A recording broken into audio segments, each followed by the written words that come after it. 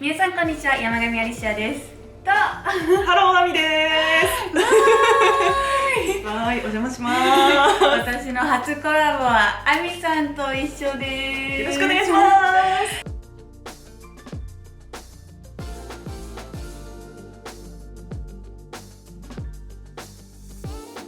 実はアミちゃんは私の同じモデル事務所の先輩で、先輩なのか。そう、一応先輩だよ一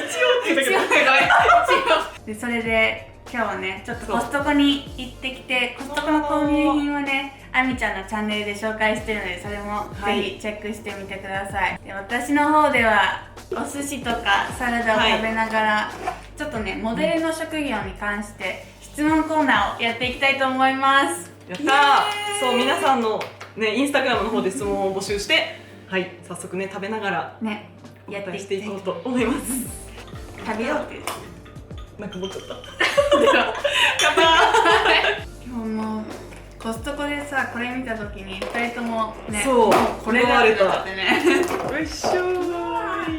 わさびつける人ですか？わさびつけたい人です。はい。そう、お寿司と今回はシュリンプ&ホタテチョレギサラダを買いました。そう。わーい、先輩にうわい、やらせるっていう。先輩って自覚なかったわ。嘘モデルでも、あと YouTube でもいやいやいや。一応先輩で。一応そうだね。うん。うんふん。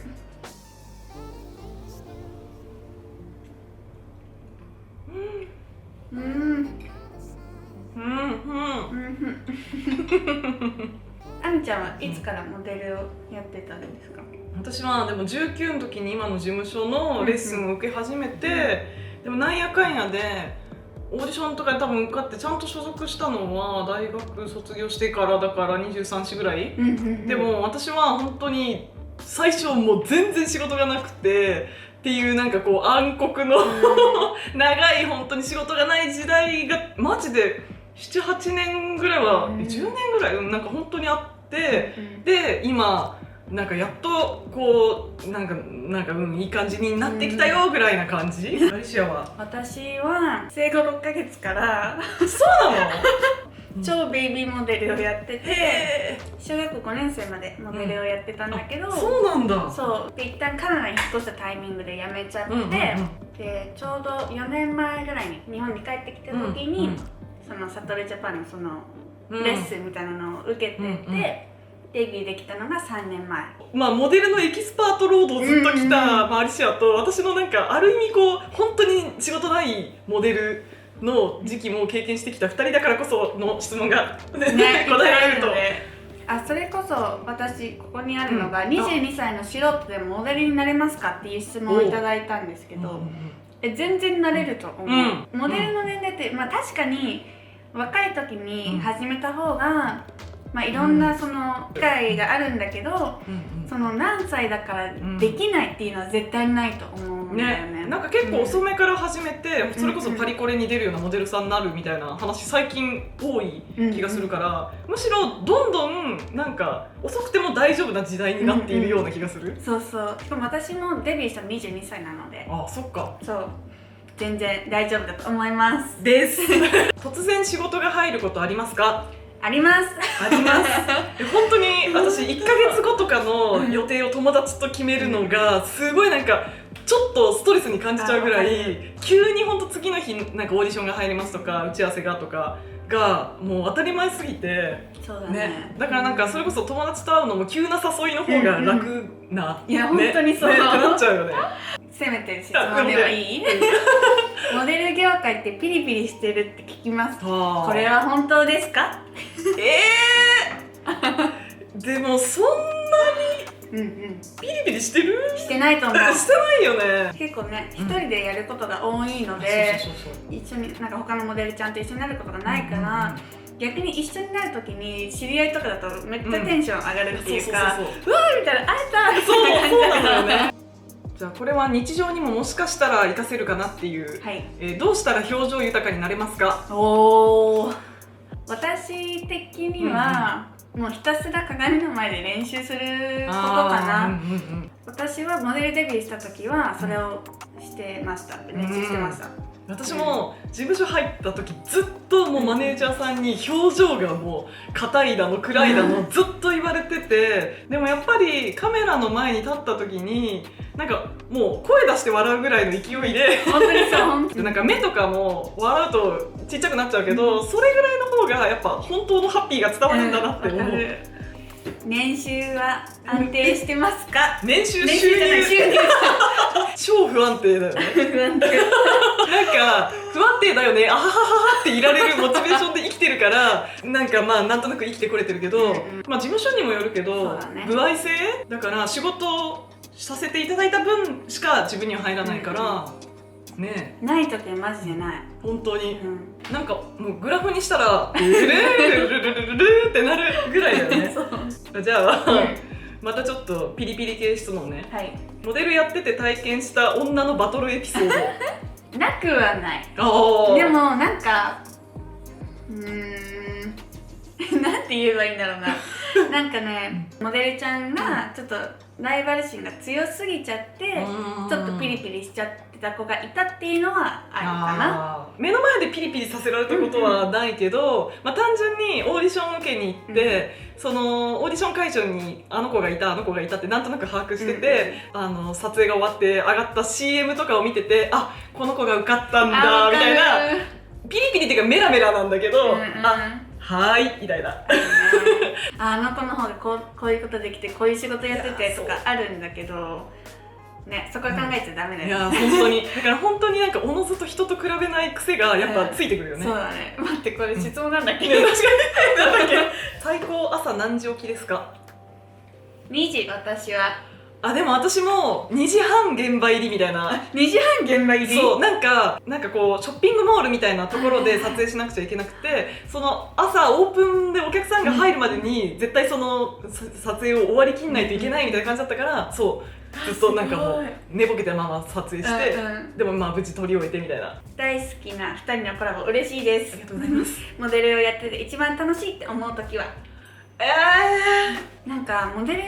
の撮影現場って本当にいろんな人が関わってて、でいろんな経験してきた人たちがいるから、確かに確かにその人たちと会えることがすごい私の中ではモデルしてて本当に楽しいなって思います。確かに、でもやっぱり普段経験できないことを経験させてもらえる、本当にそうなんかアイシアも本当ウェディングの仕事多いけど、全然100着以上は余裕でウェディングドレス着てきてるから、もう自分の結婚式の時はもうなんか試着なしでもいけるんじゃないかぐらいの勢い。すごい私逆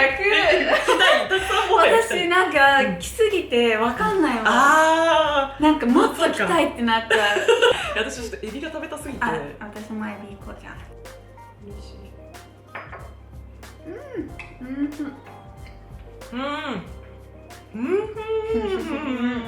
お写真を拝見してお二人ともすごく歯が綺麗だなと思いました。ケアや矯正をされてますか？アリシアは今裏矯正を両方とも上と下にやってて、下の歯は結構ガタガタだったの、で上の歯もちょっとなんていうの重なってたところがあって、やっぱ写真でもそうだし自分はそこをずっと見ちゃうから、そこを直したくて早速矯正を始めたんだけど、1年前から私はインビザラインってキャップはめるやつ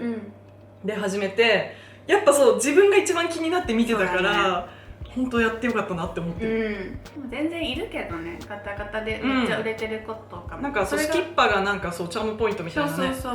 モデルさんもいるし、個性的なそのチャームポイントみたいな感じで、それもそれでいいと思うけど、2人ともは今矯正中です、撮影で使うお洋服や靴などは事前にサイズを伝えるのですか？同じサイズの人が多いのですか？伝えます伝えますてか事務所に入るときに全部のサイズを測られる。指もそうだし、首もそうだし、頭もそうだし、ね、細かいとこまで本当にもう全部測られてリストアップされてます、体型キープの方法を教えてほしいです。はあ永遠の課題。でもハッピーダイエッターじゃないまあちょっとハッピーダイエットやらせてもらってます、そう個人的にもダイエットっていうのがあんまり好きじゃないっていうか自分ができないというか、自分ができないって思っちゃうのがすごい嫌だからダイエット自体はやってなくて、それこそそのあみちゃんが言うようなハッピーダイエッターみたいな、もう自分が楽しめるように、その工夫をしていったりとか、例えばそのご飯の食べ方だったりとか、一息歩くとか、なんかよく言うじゃんモデルちゃんとかが、多分その小さい努力の積み重ねだと思うんだよね。ね、わかる。モデルの子ってよく食べる子すごい多いなと思うんだけど、でもみんなやっぱちゃんと歩いたりとかしてるんだよね。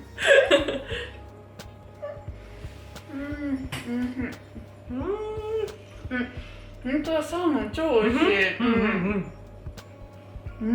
気になるんだけど、モデルのあるあるエピソード聞きたいです。モデルのハーフあるある。ああ、聞きたい。あるよ。オーディション先で、自己紹介をしなきゃいけないんですけど、ハーフの子たちは必ずどこからどこのハーフかは絶対に入れなきゃいけなくて、お父さんがカナダなの、お母さんがカナダなのみたいな感じで家族構成も聞かれてる。まあ単純に友達と写真撮るとかそういう時にある程度のなんかこうどう写れば綺麗に写るっていうテクニックが分かるからこそ、プライベートの写真でもちょっとだけその瞬間に意識しちゃう。わかる。そうね。私一番苦手なのが、グループ写真とかで何回も押すじゃん。そしたらみんな大体そこまで動かないのに一人だけ超表情変えてるの。それがめっちゃ恥ずかしくて。ウケるね。ブラをつけないのが基本とは本当ですか？いや、つけます。